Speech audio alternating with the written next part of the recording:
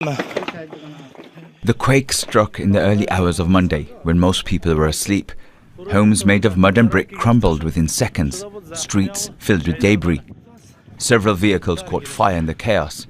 Survivors described their terror as the ground shook violently beneath them.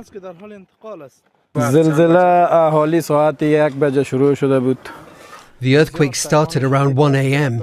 It shook so violently that we couldn't even open the door. We tried 3 times to unlock it, but the shaking was too strong to manage.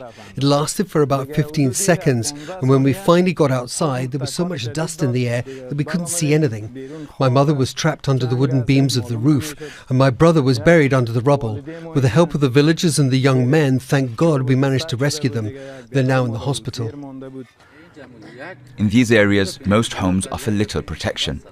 Built from clay and stone, they collapse easily. There's no heavy machinery here, only shovels and bare hands to clear the rubble. For some families, the help came too late. I rescued my brother's wife along with the rest of the family, but one of us was missing. I searched desperately to find him and later realized that he was trapped under the rubble. Unfortunately, he had passed away. Those pulled from the ruins are being treated in local hospitals, facilities already stretched thin and with little international support. Afghanistan intersects a number of fault lines and is prone to earthquakes. 2 months ago, a stronger quake killed more than 2,000 people. In Mazar-e-Sharif, debris surrounds the city's iconic blue mosque, its minaret damaged by falling bricks. Among the dead, a young girl pulled from beneath the rubble.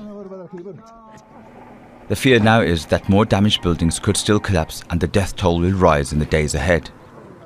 In a country already facing poverty and isolation, each new disaster leaves Afghanistan even more fragile and its people, once again, on their own. Asad Beg, Al Jazeera.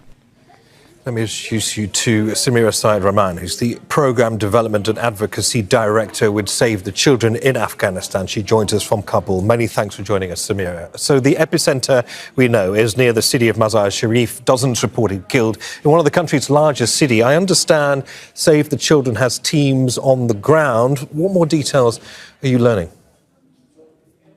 Thank you, Neve. You know, this powerful earthquake struck in the northern part of the country shortly before 1 a.m. last night, with the epicenter in Samangan province in the north. And the tremors were felt all across the country, especially in the north, in Balkh, Mazar-e-Sharif, as you mentioned, Saripul and Jawzjan. Even here in Kabul, it felt incredibly strong. It was one of the strongest earthquakes I've felt. The entire building shook for several seconds, and everyone ran out into the courtyard, afraid